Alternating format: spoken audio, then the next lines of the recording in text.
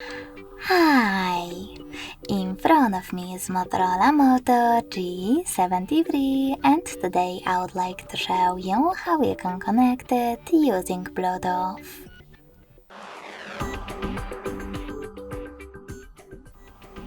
You need to begin by opening Settings. In them, tap on Connected Devices. Then tap on Pair New Device and wait for available ones to show. When they do, tap on the chosen one.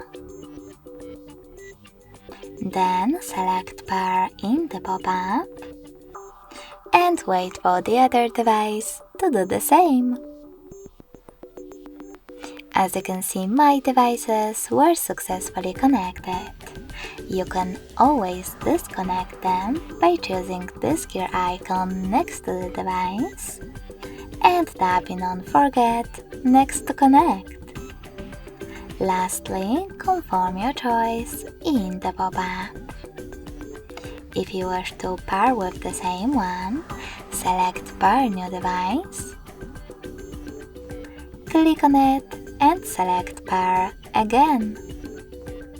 Thanks so much for watching. If you enjoyed this video, smash that like button, comment and subscribe. Bye!